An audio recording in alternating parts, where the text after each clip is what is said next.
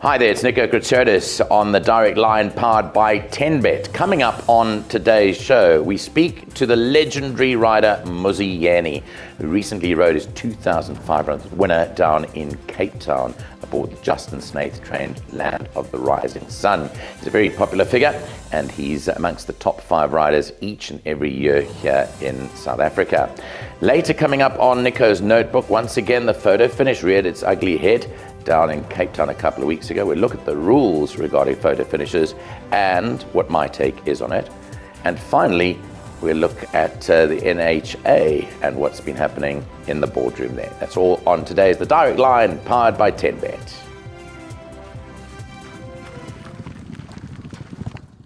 Well, our main guest on today's show is none other than Mmusi Yeni. He recently rode his 2,500th career win down in Cape Town. He has been part of the top 5 jockeys in this country for many years, and he is one of my favorite people in racing. We catch up each and every time at the racecourse. And Mmusi Yeni, thank you for coming on to the Direct Line, and great to join you once again. Thank you, Nico. Thanks for the nice words. Grateful to be on the show. You know, you've been going for a long time. You still look so youthful. But, you know, when looking back at your CV, you've been riding for so many years now. I mean, you're basically running on 100 an average. If you take the 2,500 as your standing total, at 100 winners every season, apart from the fact that you might have had injuries or you couldn't ride because of suspensions and so forth. But that is an incredible achievement, Mmusi. You must be very, very proud of where you've come from and to now. Yeah, no, thank you very much, Nico. Obviously, I started off my career in KZN, and obviously I started very well, showing obviously lots of potential, and then sometimes your early moves, maybe you're not strong enough for. I'm very small in stature, as you know, so sometimes big moves, I moved up to the high felt, I lost a big support with few yards, so I think the racking up of winners came later, a little bit later in my career when I found my feet, but it wasn't smooth sailing at all, especially in the beginning. In the beginning, as you say, you were very small. I mean, you had you come from a great year. Your crop includes guys like Gavin Lerena, Richard Fourie, Raymond Danielson. You're all achievers. It's a great year to have been in. So it must have been pretty tough also at that stage. But the greatest thing about it, Mmusi, is that you linked up with a stable of Mike de Kock, of who you rode your first winner for. I mean, not many guys get that opportunity early up in their career to link up with a trainer of that nature. Yes, it was a big game changer for me at that stage. I was given an early opportunity to expose to riding alongside Dalpage and all the other top stable jockeys that he was. I used to do gallops. At 16 years old, 17 years old, I was already galloping probably the best horses that were getting imported to Dubai and forced horses and around the world. So I got very, very good grounding, and they were so talented and so good. Just makes you, you know what I mean? It polishes you up later on. Time went on. I mean, I was looking back at the stats as far back as they go. I mean, I can't remember when you last finished out of the top 5. You've also, whenever South Africa's had this International Jockeys Challenge, of which we miss and we'd like come back to the country, but you've always been part of that team, and you sort of the team selects you automatically almost. Yes, I've had great experience in that. Like, obviously, like you said, it's a mixed jockeys of bags. We got guys around the world, and then we got our guys who go around the world kick butts. So it's great, and like I feel like, to be honest, I wasn't always physically fit to compete. Like I'm saying, to Ev's nature, but obviously with time to mature and strengthen up. Even in the academy, I struggled a lot, and I don't know, the riding masters with the utmost patience with me. It's like they knew that I'll be fine. So I don't know, but yeah, been from there to being South African captain, riding alongside Smanga, who's a multiple champion in South Africa, who's broken every record of race. So yeah, it's been great. I wanted to quickly chat to you about when you rode your 2,500th winner, because again, if you look back, you rode your first winner for Mike de Kock, And now you've ridden your 2,500th winner for Justin Snaith, who's a multiple champion trainer in this country. So those are both record-breaking wins in terms of who you've been with at the time when you've ridden the winners. What did it feel like to score? Because you went through a little bit of a lean patch in the fortnight leading up to it, but you went bang, bang in 2 feature races on the same day. So 2,500 and then 2,501 in quick succession. What was the feeling like when you came back aboard Land of the Rising Sun, back to the winner's box? Obviously, I had a chance to travel a lot in our ride work, and he put a phenomenal gallop. He obviously showed me that he's going to win, and I had hints from Justin the whole week that the horse would win. You know what I mean? Ended at bottom weight, which obviously played in his favor. But the feeling was, it wasn't also about the 2000. It's just like, you know, when a race runs picture perfect for you, and he's got probably the best pedigrees in South Africa, Justin. So imagine sitting on it's like a summer cup ride where you'd probably walk in the parade ring and the whole country would put money on the horse. He's a stunning individual. So all of that, and being 2,500, being a feature, just everything just was like incredible. I remember I don't know if it was 5,000 only one for Joey Ramsden. Was it Ramsden down in Cape Town, a feature? Remember, so I think it was 5,000. I think it was. I could be corrected, but I'm saying it's unbelievable how life lines itself up. You're literally having one of the biggest moments of your career, and you're literally riding a feature on an incredible horse. So it was like goosebumps. And I think, together with your sponsor, Stone Stamcor and Willem Ackerman, who sponsors you as a rider, you came up with this wonderful initiative to give 2,500 Rand to the winning groom of the horse that you rode your 2,500 winner for. And that in itself is a great initiative. And you must have been very proud to have given that over. Yes, I gotta say, it's one thing about us as sportsmen, and talk about jockeys. I think the sponsorship side really needs like great agents, and we struggle to get the right type of what you call type of, especially with all the travelings and all the stuff we do. But I'm grateful to find a businessman with a great business, Mr. Ackerman, for Stone Stamcor. He understands the game, he's in the game, so you don't have to explain anything. All costs are covered, and he's unbelievable to work with. So to him and his team, thank you. And he didn't even hesitate. And I wanted the countdown to be a bit more special. The countdown, at least from the last 10 winners or 5 winners. Unfortunately, he's been out the country. And his wife got a little bit sickly, so he couldn't do it properly. And I think it was a great marketing podium to make something special. Brilliant stuff. Now, one of the things about you is you love celebrating when you have a winner. I want to know that signature wave of yours, okay? Because I cannot do it. If I try to reproduce it now, I couldn't do it. Can you give us just a brief example of what you do when you come back to the winner's enclosure, and also tell us where it came from? Okay, I'll show you the move now. It's called the dab. So it was literally a young youth thing, and I just found, like, obviously, racing is the sport is okay.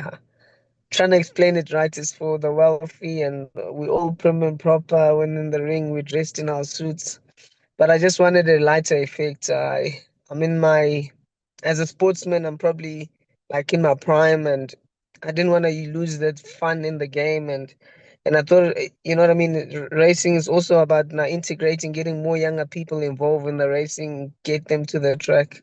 So I thought I'd find a vibe that's youngish, that could make everyone smile and have a good bantam. So I came with that. That dab was already there. I was already there. I just came with. No, I literally do it in the horse. So it looks wild. You let go of the reins, you put the reins down, you close your knees so that you don't fall off on the side of the horse. And I literally swing it up, and I I I just give a bit of a bend to the yeah, the dab, yeah. And if the puck, yeah.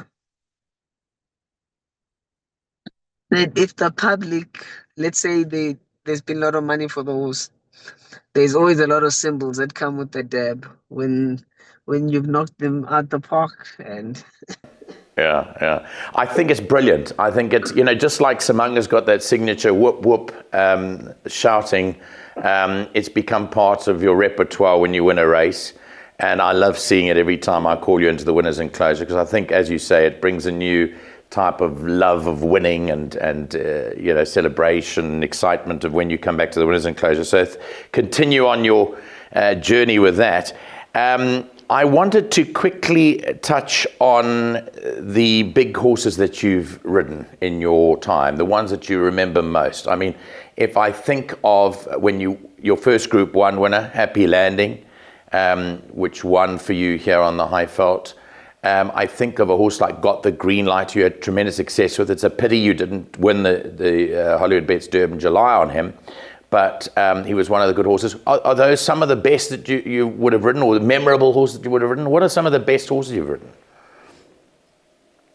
I would say I'll start with Got the Green Light, because I think it was sensational in terms of how he used to just turn a foot from being almost at the back of the field, literally in about 200 meters from the back of the field, you're going past the fastest horses in the country.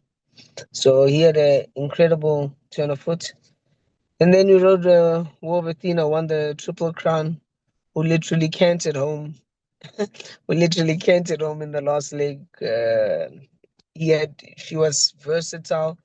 She went down to win the Will Evington like without a challenger, and there was Princess Kella in the race. So you must just explains how crazy and good she was. And then obviously certain horses that just make your life easier, winning multiple Group 1s. Coral Fever, who won a couple of features. I had a horse Master Plan, who broke the course record at Greyville, winning a Group 1 over 1,800 meters. His record stood for about 10 years. So you must know all that. Yes, most recent time, obviously we had like a record-breaking 5 million rand Summer Cup. He came in and KZN was at 80-1. He blew them out the water. It was 80-1, believe it or not. And then he came to confirm ability. Obviously, that is not just it was a fluke. At level weights at Grade 1 level, he won the premiers. Premiers Champions Challenge. He won both Group 1s at Turfentine. You were very close to the late Belinda Victor. She absolutely adored you. And just wanted you on all their horses when she was alive, and unfortunately she passed away. But are there plans to ride Royal Victory when he comes back to Joburg? Because I know that the ride wasn't yours the last couple. Yeah, what do you call this? Probably. What do you call this? The engagement was there, but obviously we did lose her. So I don't know. There's no one's gonna be fighting for me to increase my winning tally on him. But that was Land of the Rising Sun. Obviously his rating, he won a feature, but his rating, obviously if it's high enough, he will come with bottom weight in the Summer Cup. I'm looking to maybe partnership with him if the Snakes decide to bring him up. Cards? Is that possibly on the cards for him? This to John is really keen, especially prize money they're outlaying Betway. So it's incredible sponsorship. They're always looking to go on better, and they always say, I can't see anyone wouldn't want to be part of such. Summer Cup now, it runs at the end of November, but the latest is from the Tote offering a car. They're giving away a car on the day if people start signing up and betting. But it's interesting because that car, you've got to have the top 6 in the correct order, and you've got to be at Turfentine on the day to win the car. So it's going to be tough for people out there, but I can guarantee you one thing, that I don't care what horse you ride, you're going to finish in the top 6. So you are the roving banker for people out there. Should they receive those mystery numbers, they've got to make sure what you're riding on the day to make sure that you're one of the 6. But just coming back to, you were talking about getting rides and that, and you were talking about your weight. So you're a lightweight rider, you're a natural lightweight, but you were talking about an agent earlier on. and you've had very, very successful agents that have worked with you over time, most notably the late Tony Jacob that worked with you, and you had a very good relationship with. How important is the agent in all of this for a rider like yourself? An agent is a game changer to your career. When I used to be young, I used to take it for granted, and I used to hear Dalpesh and Marcus always complain about agents because they're your make or break. They in that level of top jockeys, there's not much in between us in terms of getting horse home. We all got the talent to drive the right horse home, but the agent, if you can't secure you on the ride, it's like not being on the pitch. If you can't secure on the ride, you can't play the game. You can't score the goals you need. So it's very, very important. So it's been a bit of up and down. It's been a bit challenging getting my young friend Kate McGregor to obviously adjust. You got to build relationships. Tony Jacobs grew up in racing, owned horses, owned horses. He's done almost a lot of things in racing. So, and his family's all his mom, I think, was also an owner. So it was a very sad loss for me, and obviously I still feel it today because obviously the impact, and he really, as unhealthy, as sickly as he was, he's still done a phenomenal job for me. Muzzy, you are sort of reaching a stage as a sportsman where you can be considered a veteran now. I mean, you're still going to be on the right side of 40 when your birthday comes up. I looked about your birth date because your birth date is in Greek tradition. We celebrate a name day in Greece as opposed to a birthday. And my name day is St. Nicholas Day, which is actually on your birthday, which is on the 6th of December. So we share something in common there with regard to that. So I won't forget it now because I know that your birthday is going to fall on my name day when I looked it up. But the question that I wanted to ask you is, you're considered a veteran now, and just take us back in the years. I mean, you've been riding for decades now. I want to know, as a black jockey now, okay, as a black rider, when you first started to where you are now, it must have been very hard for you to progress to where you are now. Do you believe that the industry has moved on and has transformed to the level that it should have done in South Africa? Speaking as Moziyeni now. Yes, I got to say I don't think the industry is involved solely on the transformation. Just as a country as a whole, it's the whole country that it's like everything has to, you know what I mean? So it's hard to point fingers at it direct. Like when I say point fingers, to relay that the industry is solely reliable for transformation. But I got to say, I think Smang and myself has shown a bit of being pinnacle, that we've overcome a lot. Him being multiple champion jockey, him being the first July, me being the first jockey, black jockey to go abroad and win an international Group 1. Multiple races that I've picked up every time I've been on call. I've literally in I think it's 4 or 5 different countries I managed to win a race representing South Africa. So yes, there's been a transformation, but we can never stop working hard to make things even better. Yeah, you mentioned about winning overseas, which is fantastic because you will also be down in history records as winning the very last race ever run in Singapore when they closed racing down last year. You won a rank outsider. I remember being at Turffontein in the parade ring at the same time that you were riding, and telling everyone that you were about to load, but everyone said he's got no chance. He's on a 40-1 horse. It's a no-hoper, and there's no ways he's going to win. I said, well, let's just watch it. We've got to support our man. And what happens? You win the race. You win the very last race ever run at Kranji Racecourse in Singapore. That must have been a big thing for you that day. Yeah, it was one of the career changes. We've always watched Trainer, Marcus, Dalpesh, them come and win those prestigious races. The Group 1's international. That's a race that, you know what I mean? They highlight your name in South Africa's greatest jockey. So always watched it as a young man and growing up, and I really had a box to tick, and I really got to say, I want to thank South Africa on behalf of horse racing and everything. I really got a good fan base. Like when the stories I came back to hear that how many people were actually watching. And truth be told, I went to the horses with no chances. And I just think it's God sent, being at the right place at the right time. And I think my experience really played a lot in changing the game for myself. Literally riding at 50, it's like you can't. There's not a lot of us. Maybe more in the States, but around everywhere in the world, you struggle to get experience 50 kilos. And I'd asked to ride horses so that I can get used to the track. And by the time the main race comes, I'm literally fully tuned for you know what I mean? Fully tuned to the track. And just that all played out. I was able to hug the riders in and make up substantial ground. By the time I hit the 300, obviously I needed a horse underneath me. And just thank God everything unfolded well. And what about your aspirations about staying here locally and going to ride international? I mean, South Africa is your home, but as I say, you are in those years when you need to start thinking now about building a nest egg. I mean, is there a chance that you might go overseas and compete there in a different jurisdiction other than South Africa? Yes, yes, definitely. You know, that one race, you know what I mean? Obviously, you would take about 5 months to earn an income like that at home.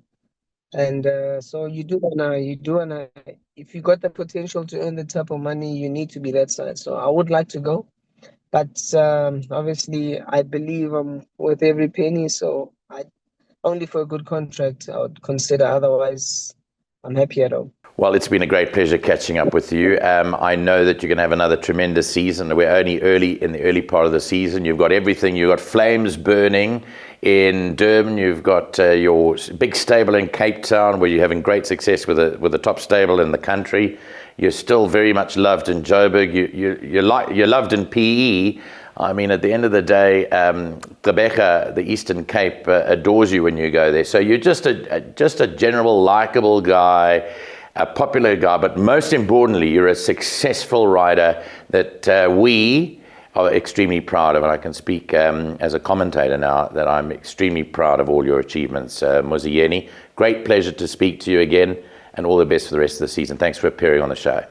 Thank you very much. Thanks for having me, and to all the viewers and obviously racing fans, we thank you. We really love the game. We love the fans that cheer us on and make the game what it is. And most importantly, the one thing that I enjoy like the most, and I enjoy having Pierre and yourself being there late, there's always something we can learn before you guys go. So I appreciate that. Yeah, basically what you're trying to say is we're a lot older than you. But well done. Thank you very much, Muzi, and go well. Great being on the direct line with you. Yeah, thank you very much. Sure.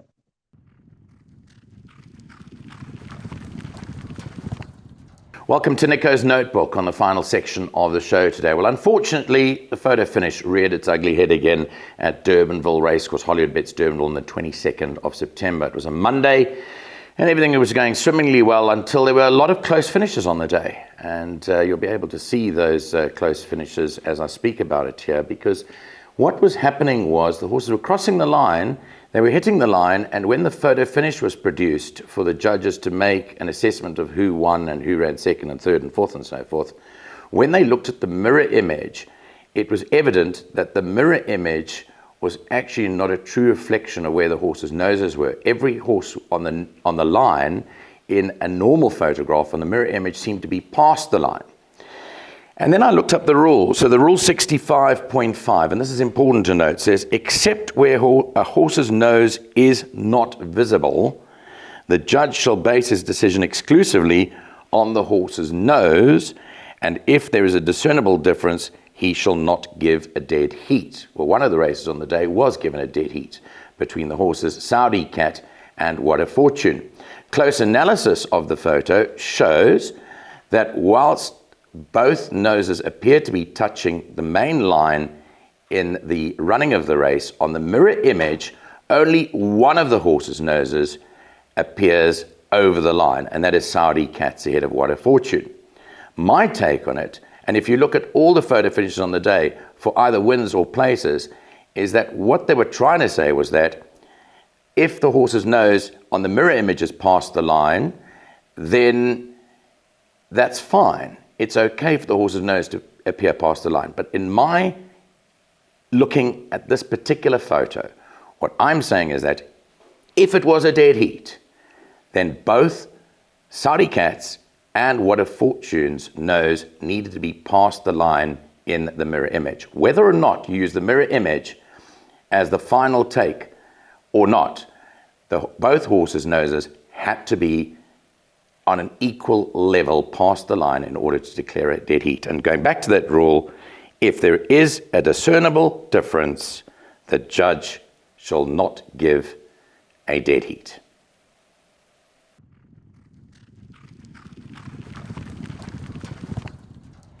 Well, some breaking news coming up the last couple of days is the NHA and almost an entire resignation of the board at the NHA, including the chairperson, Susan Rout, and quite a few of the board members. It's created a bit of uncertainty as to what is going to happen at the NHA, because it all revolves around the constitution of the National Horse Racing Authority and the called for changes to the constitution. Obviously, there are a lot of stakeholders that play a big part in the NHA and the running of racing in South Africa, and everyone wants for this to progress smoothly. However, the press release did come out from the NHA saying that Mrs. Rout and her board members had resigned, and now there's a backlash from the other quarter that is the one calling for a change to the constitution, including the racing operators and the major stakeholders in the industry.